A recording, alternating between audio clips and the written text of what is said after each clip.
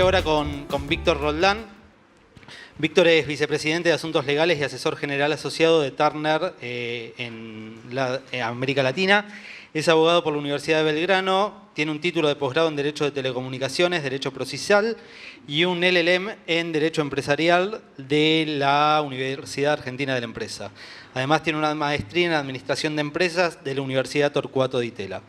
Voy a llegar en un ratito a la pregunta que varios de ustedes deben querer hacerle, pero primero yo le había pedido a Víctor que cuente un poco cómo es la transición entre ser un abogado y ser un abogado ejecutivo o un ejecutivo abogado. Sí, ¿qué tal? ¿Cómo están? A ver, me tengo que remontar a bastantes años, ¿no? Entonces, cuando uno ya empieza a trabajar dentro de las compañías y al ver que esas locuras que uno le traen no son tan locuras, creo que se produce un efecto muy particular en la cabeza de uno que empieza a ver el negocio desde otra óptica, ¿no? No tanto del abogado que por ahí ve los puntos negativos, sino que lo empieza a analizar cada una de las cuestiones en la forma de ver la posibilidad de hacerlo viable. Obviamente que en muchos de los casos se puede, en otros de los casos, en bastantes casos no se ha podido, pero de repente es tener una visión más general del negocio y ver qué es lo que necesita la empresa de uno, ¿no? El equilibrio es importante tenerlo también.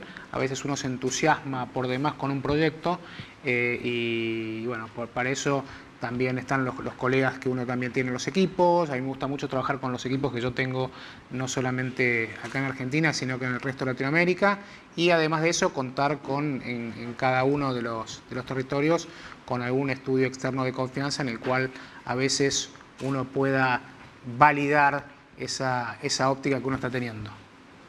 Okay. Ahora sí, la pregunta que te comentaba recién antes de empezar, la mayoría de los que me conocen saben y le consta que yo de fútbol no entiendo nada. Ahora... ¿Por qué pensás que yo puedo entender? Se me ocurre, a lo mejor. No entiendo, no veo, pero sé que el tema de ver fútbol es un gran tema en nuestro país, en muchos otros países, y ustedes tienen mucho que ver en eso, y vos más todavía, o al menos sos el instigador de lo que se está viviendo hoy. Contanos un poco cómo fue todo el proceso que los tuvo como protagonistas. Bueno, este es el ejemplo de cuando el abogado trae problemas a la compañía, ¿no? En lugar de solucionarlos.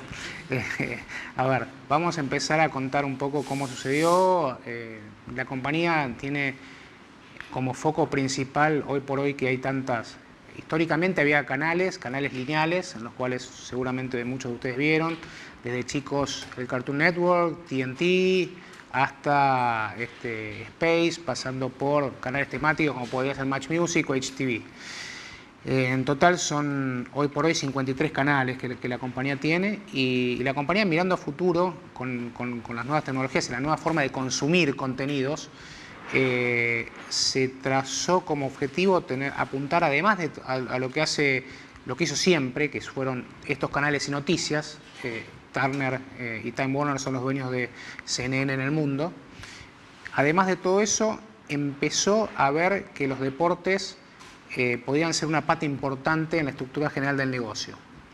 Empezamos con Brasil hace cosa de 3 años, donde pusimos un canal que se llama Sport Interactivo, el cual tiene la mitad de lo que es la seriedad, que para nosotros es la primera división, y tiene también lo que es la Copa del Nordeste. La Copa del Nordeste que es una copa zonal, pero para los brasileños es muy importante. Son 3 canales y una OTT en Brasil. Y luego, en función de esa buena experiencia, trasladamos un poco el modelo a lo que es Argentina. Vimos que había por el lado, digamos, de la AFA, y todavía la Superliga no existía, algunos conflictos con el Estado en función de los importes que recibían y el negocio en general, y nos pusimos a pensar con las asociaciones. Pensar es una forma de decir porque tuvimos muchos interlocutores a lo largo de este proceso. En un momento estaba Luis Segura, luego después vino una comisión interventora de alguna manera y hasta que llegaron estas elecciones donde finalmente, después de tener los derechos, ganó Tapia. Nos pusimos a pensar si había negocio posible respecto del fútbol y de qué manera el fútbol nuestro argentino, que podría ser un brillante negocio de ingresos para los clubes, a hoy, o mejor dicho, hasta hace muy poco, tenía los números quebrados. La AFA tenía patrimonio neto negativo, los clubes no recibían dinero de la AFA, más allá de toda esta clase de noticias que ustedes habrán visto en los diarios en estos últimos años. Entonces, bueno, nos pusimos a pensar de qué manera se podía revertir esto. Planteamos un modelo de negocios en el cual para nosotros la AFA iba a recibir ingresos mucho más importantes, y luego de hablar con múltiples actores dentro de lo que es la asociación, la AFA rescinde el contrato que tenía con el Estado Nacional y llama a una licitación. Y la licitación, bueno, finalmente, esto en función de que el riesgo argentino es bastante grande, la compañía en la que yo estoy, digamos, se asocia de alguna forma con Fox para licitar en conjunto los derechos del fútbol. Y bueno, fue la oferta más atractiva para la Asociación del Fútbol. Okay. ¿Cómo te impactó que de repente tu nombre y el nombre de la empresa, pero fundamentalmente tu nombre, apareciera tanto en medios de comunicación que no necesariamente son los medios técnicos o los medios a los que uno está habituado? ¿Cómo manejaste eso? Sí, primero con mucha, digamos, tranquilidad, porque si no, uno es muy fácil en este tipo de deals que tienen mucha exposición pública marearse y ver las cosas desde un punto de vista que no es real. Esto es el negocio, trabajamos para eso y somos, digamos, somos trabajadores del derecho, ¿no? Y con nuestra actividad aportar al negocio en general. Así que tanto las negociaciones, ocupando el lugar que me tocaba, en este caso fui uno de los que lo lideraron, y bueno, que salieran nombres en el diario era inevitable, por suerte, por alguna cuestión agradable y no desagradable, ¿no? Bien. La negociación en sí, vos decías que, pensares fue con distintos interlocutores. ¿Qué tan distintos son los interlocutores que hay en la industria del fútbol o en el negocio del fútbol en relación a la industria del contenidos o el periodismo, que era algo con lo que ustedes estaban más familiarizados?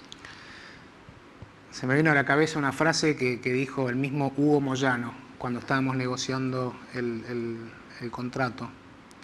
Esto es más difícil que negociar una paritaria. Verdaderamente fue muy difícil, con muchos ups and downs, con momentos en que nos levantábamos y momentos en los que volvíamos, y noches interminables de trabajo, así que fue muy intenso. Fueron unos 5 meses de mucha intensidad. Bien. Una última consulta te hago antes de arrancar. Me comentabas, tiro solamente las 3 letras, CNN. Sí. Contá lo que se pueda contar al resto.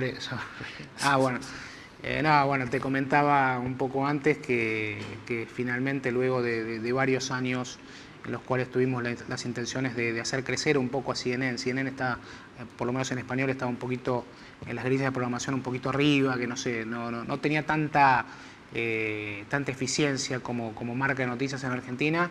A partir del año próximo vamos a tener una franquicia y vamos a lanzar oficialmente CNN Argentina, algo que ya lo comunicamos hace unos días. Van a estar varios periodistas argentinos, entre ellos Longobardi y Jonathan Viale, así que vamos a tener más contenido local y eso entendemos que la va a ser más atractiva. Y de la mano de eso también va a haber una radio que es CNN Radio, que ya existe en otros países, así que también vamos a apostar y hacer el intento de tener una nueva forma de comunicación. Bien. Una última consulta te hago, y es sobre...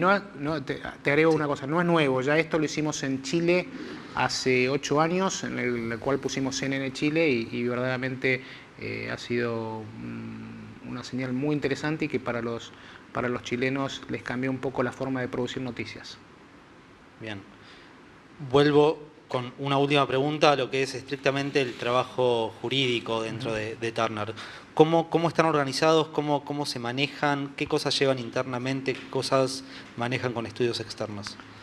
A ver, ¿cómo estamos organizados? Yo soy la cabeza de un área en Latinoamérica en la cual tengo gente conmigo trabajando aquí en Argentina, son 4 abogados. En Chile, que tenemos un canal abierto y tenemos otras propiedades también, tengo otros 4 abogados. Después en Brasil, donde el trabajo es bastante intenso también, hay 3 abogados en San Pablo y 2 en Río, que son los que están dedicados más que nada a fútbol. 3 personas en México, y en Estados Unidos hay un departamento para Latinoamérica de 4 abogados que reportan a mí y que básicamente se dedican a lo que es adquisición de películas a grandes estudios y de programación. Ok.